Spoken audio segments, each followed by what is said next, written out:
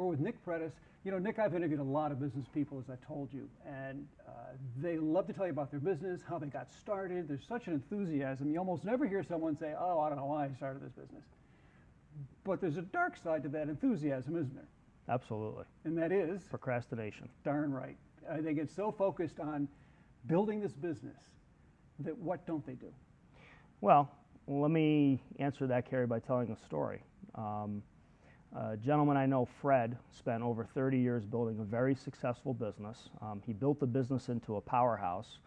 At the height of the business, they were doing over $50 million a year in revenue. Very organized, very well thought through. He handled everything business related. His wife, Sally, handled everything in the home.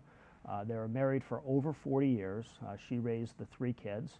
And because Fred was so on top of things and just such a consummate professional, Sally assumed he had taken care of everything. Interestingly enough, about 8 years ago, one member of our firm was referred to Fred and had a conversation.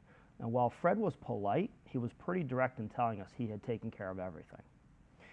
Well, about 2 years ago, one of our clients called and said, we really need you to have a conversation with one of our friends. Her husband just died, and she's really struggling. Interestingly enough, it was Sally.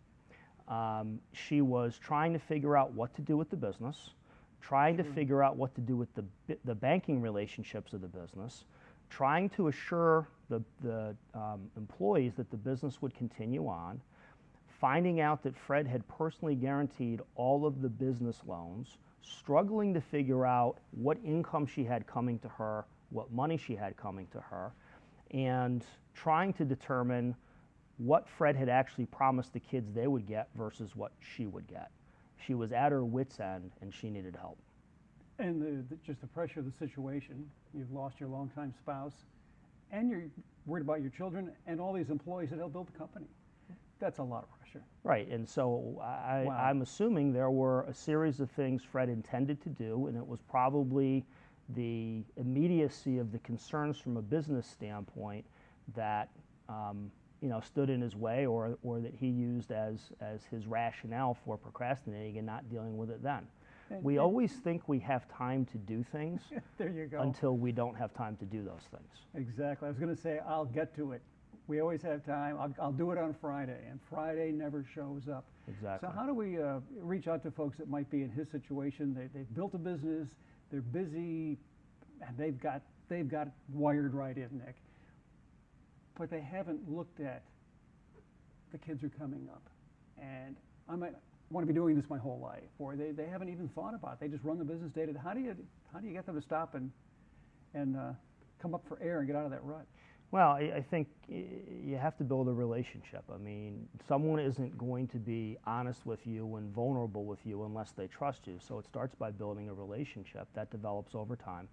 But once you have that relationship, at least in my way of thinking about this business, if you truly care about that person, you have to confront them with the truth, which is things happen. And after 25 years of experience in this business, I have enough absolutely true stories to tell about things that happen that I hope would cause somebody to think about, am I going to put this off, or am I going to take care of it so that my family's not left in that situation? Right, am I going to leave?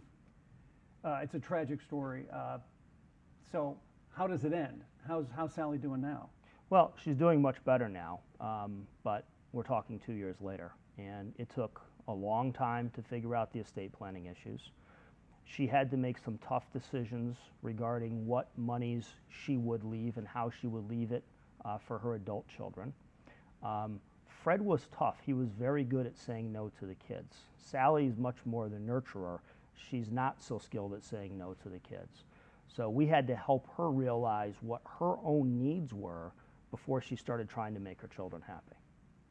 2 years. 2 years. It's a long stretch. So what's the advice? Stop procrastinating, right? Stop procrastinating. If you know you have a responsibility to yourself, to your family, to your employees, take care of it. Absolutely. Nick Predis, always good to catch up with you, sir. Thank you very much. We'll chat again real soon. Absolutely. Take care.